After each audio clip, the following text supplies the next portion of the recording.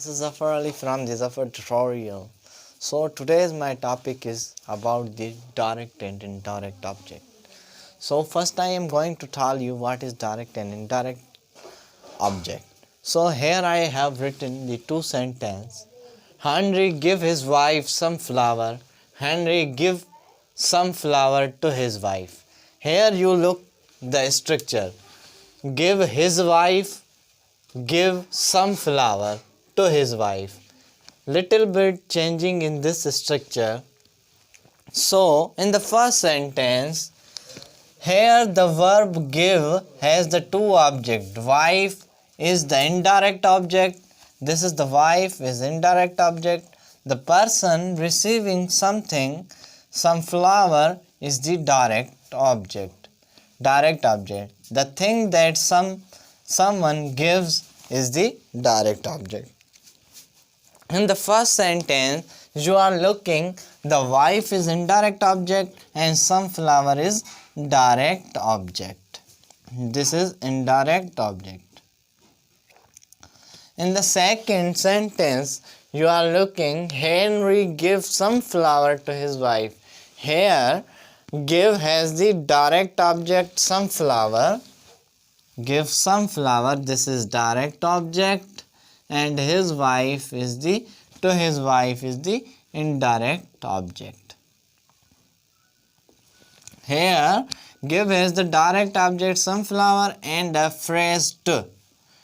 You have to notice in mind where used to or for and to is used before to comes before the wife, the person receiving something. So where to and for use, you understand that this is the indirect object. So you have to point out these things. Here are some more examples of the two structure. Emma give Rachel a CD. This is indirect object. A CD is a direct object. Emma give the CD to Rachel. This is also used here the to. We use to or for the indirect object. I already told you. And in the second sentence, I will send my cousin a postcard. Here the two, this is the cousin is the indirect object and the postcard is the direct object. I will send a postcard to my cousin. Here the postcard is direct object and my cousin is indirect. Here we use the to. So I hope you understand this short information of direct and indirect object.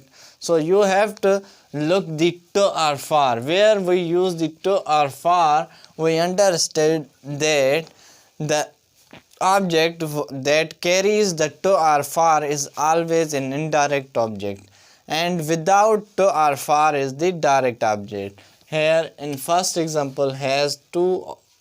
In the first, give his wife some flower.